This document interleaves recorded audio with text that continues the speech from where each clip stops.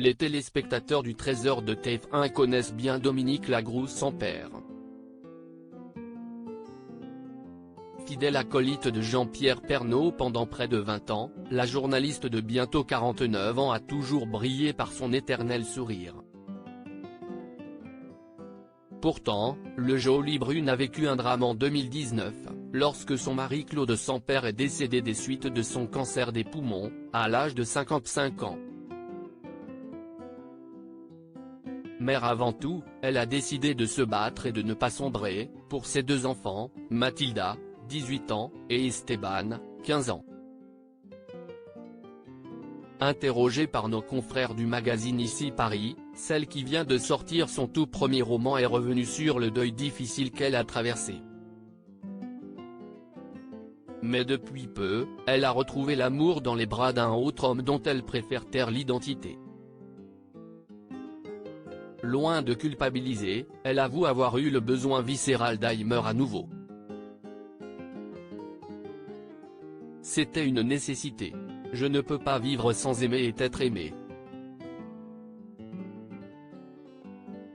Sans amour, je me serais flétrie et ne serais devenue qu'une mère, ce qui est déjà énorme. Mais je pense que mes enfants ne me voulaient pas uniquement dans ce rôle. A-t-elle expliqué avec douceur. Ils ont su avant moi.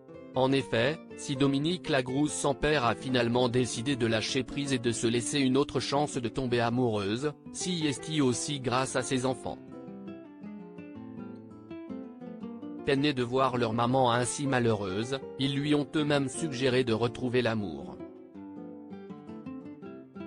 Ils ont su avant moi qu'en me sentant vivante et heureuse, ils le seraient aussi. Et ils m'ont demandé de refaire ma vie. A-t-elle confié non sans émotion.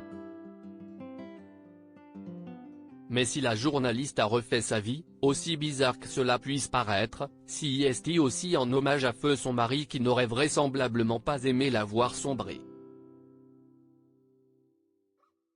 Je vis avec cette mort qui a touché mes enfants trop tôt. Mais je ne veux pas qu'elle gagne. Claude aurait tellement aimé la vivre, cette putain de vie, que la moindre des choses si est de la traverser avec le sourire, a-t-elle ajouté avant de tout de même préciser, ce qui n'empêche pas les coups durs, les pleurs et les moments où l'on n'a pas envie de sortir de son lit. Une belle leçon de résilience.